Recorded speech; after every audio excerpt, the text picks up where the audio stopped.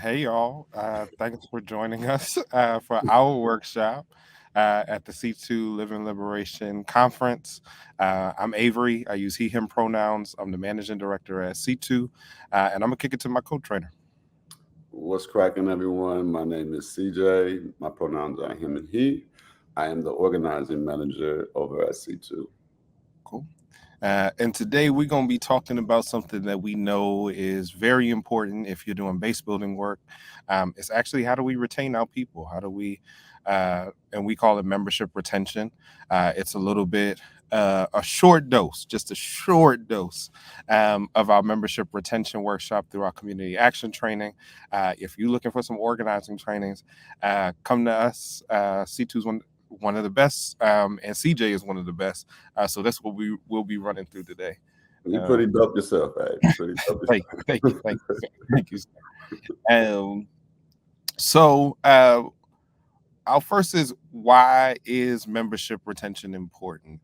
And I think it's important because, you know, in order to build organization, to get what we want, to make sure that we have as many members as possible, because we believe we can't have just one person making decisions inside of organizations. We got to make sure that we're bringing our community in, because if our organizations don't look like our community, how are we going to change our community?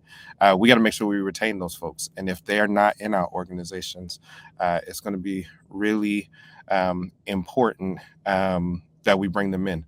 But we have some things here, some points here that we want to talk about.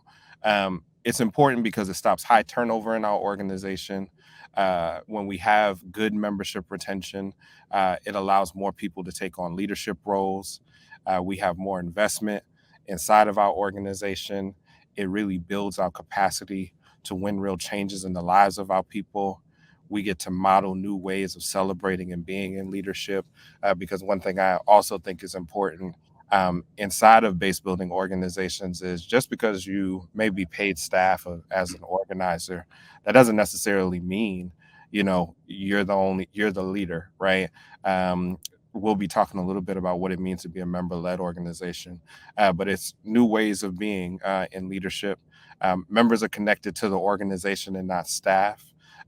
So I've worked at organizations where once that organizer goes, the members leave right along with it. And if we're really retaining our folks and putting people into organizations, that means our members are invested inside of the organization. And if you're a really good organizer, which we ain't really going to get into today, that means that you are retaining folks and building a connection for them to be a part of the organization. And when you do that, it also allows people to hold a better historical knowledge of the organization or the campaign. So as we're retaining folks, and we'll talk about some tools today, we want to make sure that folks are a part of that and in leadership of that. Therefore, if somebody leaves, that person, the knowledge doesn't leave with them as well. So that's my slide. And I'll kick it to you, CJ. Thank you, Avery. How do you keep members involved? This is very, very important. Once we have folks in the door, how do we keep them involved? Are we a member-led organization as well? These are questions that we'll be asking ourselves. Yeah. And, one thing I would say, and CJ, I'd love your thoughts, is like, I think there's different types of organizations. And I think, I don't think we as C2 believe like you got to be a member-led organization, but I think it's important to know whether you're member-led or you're staff-led. There's benefits, there's drawbacks to both models, but you got to be asking these questions, individually, to really figure out how you're going to retain people. Yeah, I agree, Avery. I think that some of the best organizations that I've been a part of or I've witnessed over the years have been, they've been both, right? They've had the balance of having staff input and buy-in, but also bringing in members and volunteers, empowering them to have a voice and a seat at the table as well. And when people feel like they're voiceless or powerless, then they don't want to lead. But when you empower folks, then they step up and they take ownership of the organization over the campaign. So great point. Yep, cool. So Right. we're going to talk about this acronym called RAGE. Yes. It is something we think is very important if you're going to be base building, if you're going to be retaining folks. And I always say this: it brings me rage when we don't practice rage inside of our organizations. So we're going to run through those four little things, and I'll have CJ start us off with the first two. You're going to probably hear relationship building a lot. Relationship building is one of the most important tools of organizing, of membership building. Um, and as you can see, the first part is building authentic relationships. Um, you're going to During our training, we talk a lot about 80% listening, 20% speaking and organizing. And when you're building authentic relationships, you're spending time getting to know one another. It's not always about, hey, can you register to vote? Hey, have you voted? Can you sign this petition? But it's actually getting to know this person, what makes them tick, what are their strengths, what are their weaknesses, what do they like to do. It's social and political events that create team building opportunities, right? So what we mean by that is that if you have an organization, um, there's political events that you can invite members to, volunteers to. If there's social events, if there's a bowling or there's a movie night or things of that nature, it doesn't always have to be political, but you want to have fun. And it also pushes back against the false dichotomy between the organizer and the organized. And Avery, break that down a little bit for us, between the organizer and the organized. Yeah, it's a little bit about what I was talking about earlier, right? That you kind of don't want just because you're a paid staff person doesn't mean, of course you have to have boundaries, right? But at the same time, you ought to have some kind of connection to what we're trying to fight for, right? We're in this Mhm. conference talking about liberation, right? And if you are an organizer and don't see yourself in the fight for liberation, there's an issue there, right?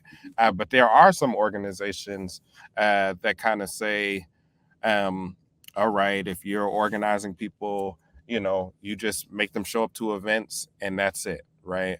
You make them sign the card, you make them come to the membership events, and that's the only kind of relationship that you can have, right?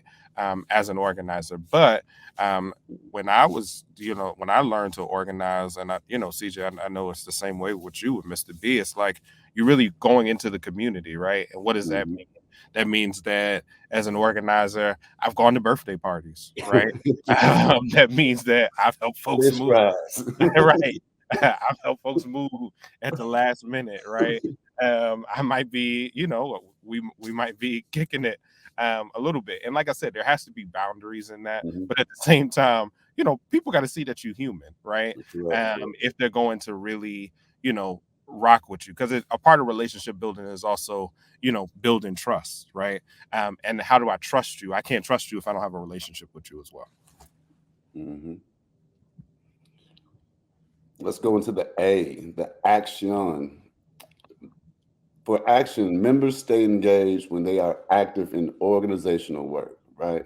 Oftentimes, I've seen members and volunteers sitting around twiddling their thumbs and then they fall to the wayside, right? And so you have to keep them engaged. You have to have a field plan or some type of infrastructure in place so that they can be active on a consistent basis, right? If you're not consistent, they won't be consistent for you, basically, is what I'm saying. So you have to have consistency and you have to have things for them to do, whether it's research. It could be research, it could be phone banking, it could be um, uh, creating scripts, right? Running volunteer meetings, but keep them engaged. Best trust building happens when folks participate in a well coordinated direct action. It can see how others have your back. It steps you into high stakes conditions collectively and can provide healing. And when done collectively, it is intensified. I'll give you an example, and then Avery, you could jump in. But we had our mappers this summer for training, but we had to stop the training because there was a direct action for Cop City in Atlanta, Georgia, and so we had to shift the training from where it was being held to City Hall for a hearing, right? And so it's my belief that the organizers, the mappers, were able to see a community engaged in direct action, pushing back, right, towards an issue, and it brought them closer together, right? They understood the issue. They understood that we were fighting for safety, for our lives, for economics, collectively, right? And it was a healing because one of the leaders in Georgia spoke at the press conference outside of City Hall, and when she spoke, it touched your spirit, right? And it healed your heart, right? So you got an understanding that the work that you were doing wasn't in vain. Yeah, yeah, that's real. No, I think for me, even like being a member of organizations, there are folks that, even though we're not active members of that organization anymore, and some folks have even moved on. It's like there are folks that I rock with, that I trust, um, and bang with heavy because we were in action together, right? Mm.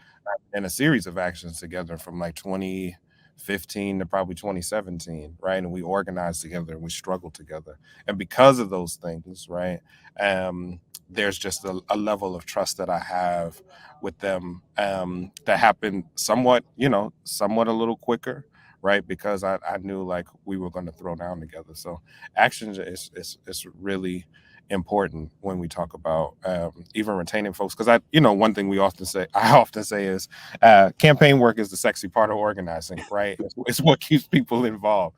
So having actions and stuff like that is also a way that people are going to stay involved. I depend on what action, because in Ferguson, that tear gas and rubber bullets, That's right. it don't keep everybody involved. It depends That's on right. what. Cool. So next we gonna take it to G, which is growth and development, right? So we want to provide opportunities for members to develop new skills and give members opportunities to engage in multiple pieces of organizational work, right? So like I said, you just can't keep being like, oh, well, you're gonna come to this event, right? People come into an organization and they have skills, they have interests, right? And we have to figure out what their interests are, right? Mhm. And develop those skills, right? And even if we don't know what their interests are, there's often opportunities. You may see something in them, even as a staff person, as an organizer, as a member leader. It doesn't matter what you are in the organization, to be like, I'm gonna bring this person in and I'm gonna try to teach them something, right? That each one teach one Mhm. goes into this, right? And then it should be E is engaging in fun, right? Folks should enjoy each other. So some of that same stuff that CJ was talking about in relationship building goes back into the East, the engaging in fun piece, right? We got to have spaces where we can laugh together. We got to have spaces where uh, it's not just always about the work, right? We might go out to eat, right? We might go party. We might go bowling. All these different like social spaces, just to kick it. One thing when I was in BYP 100 that I really appreciated was one of their models was holistic turn up, right? But I remember being That's dope. That's dope. I remember being a member in the New York chapter, and after we had a membership meeting, we always had something social to do after the membership meeting. And that's how we got to build with each other, right? Eat together. I'm a foodie, so I'm always down for that. And make space to vision and not just fight back, right? Because a lot of times we are we know what we're against, right? Mhm. And we have to be thinking about what are we fighting for, right? What's that vision of liberation, right? That we're going to do. So we have to get ourselves in the space to do that, because we're always Always. right. Mhm. And we need to sit back and go like this. "Well, what do we want, right? And it's got to be more than just saying like the word liberation, right? What does that mean to us?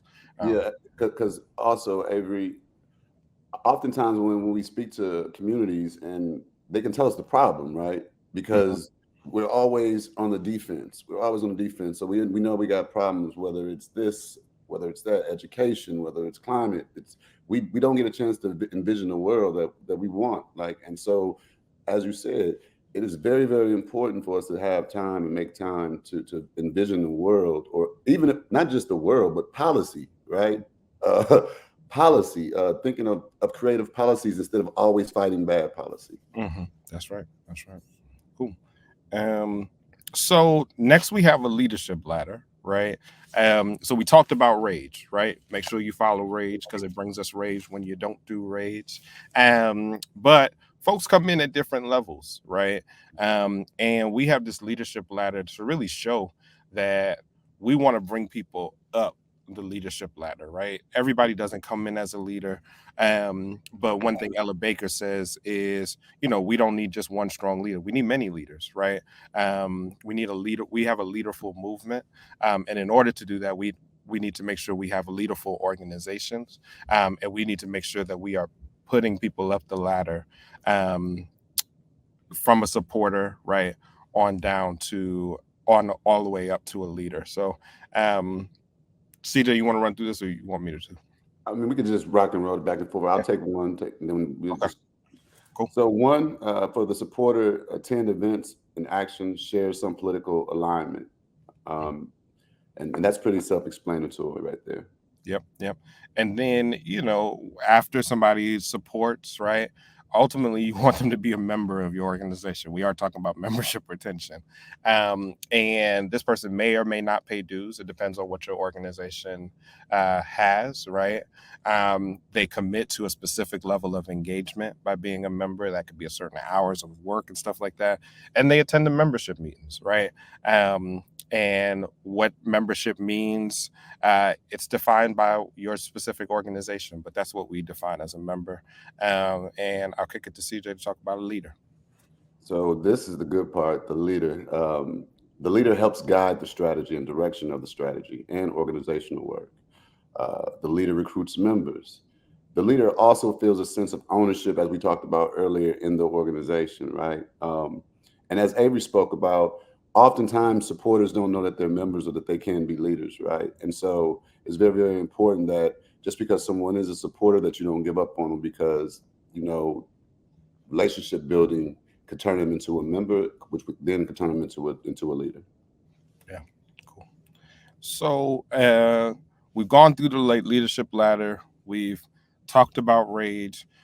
Before we get out of here, we're just going to talk about some quick things that kind of go a little bit deeper. Some of it might be a little bit repetitive on ways we think is important to keep members involved, right? So I'll read some. We think it's important to be in active struggle together, right? Think about how our members involved in organizational work. They should be. We can be doing research, right? We can attend hearings. Members can speak on behalf of the organization. They can engage in outreach and fundraising, right? Hmm. Hmm. They ought to be. We have to, as organizers, prioritize leadership development, right? Figure out what are the skills members embody, right? That's a part of that growth and development we talked about in Rage. Where do Hmm. they want to become stronger? What are specific skills that they want to build, right? And that means we have to deepen people's political ideology, doing a lot Hmm. of political education. That means that if we are um, testifying places, we got to work on public speaking, right? Hmm. We as staff don't have to always facilitate meetings, right? Meeting facilitation can happen um, from our members, right? And direct action skills is something that we can be teaching folks, right? There are organizations part of C2 Hub that teach people how to do direct action. So that's another plug for Blackout and Ruckus. Um, and then we also think it's important that you have a detailed database, right? We Hmm. have to track members and their development trajectory, because if an organizer leaves, right, that we ought to be able to go into a database and see where folks are at, right? I have to talk about my first campaign I ever worked on as a student and got into organizing was organizing cafeteria workers. And after the workers had went on strike, there was another event that happened where the union organizers left.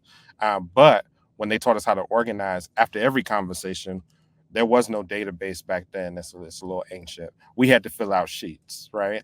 But those sheets were still there. They were helpful, right? They were the database for the union at that point because when the national organizers had left, the local organizers were able to pick up where stuff was, right?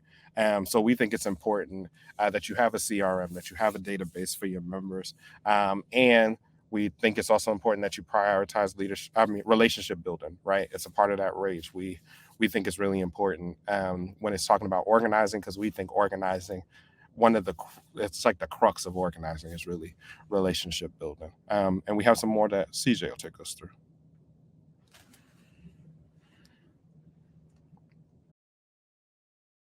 And just some last pieces that we have as well. Part of relationship building, we have to have consistent one-on-ones with members, right? Figure out what's going on with them personally.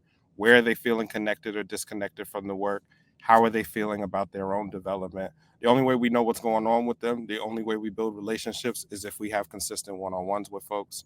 That's the way we have to relationship build too. We got to get to know folks.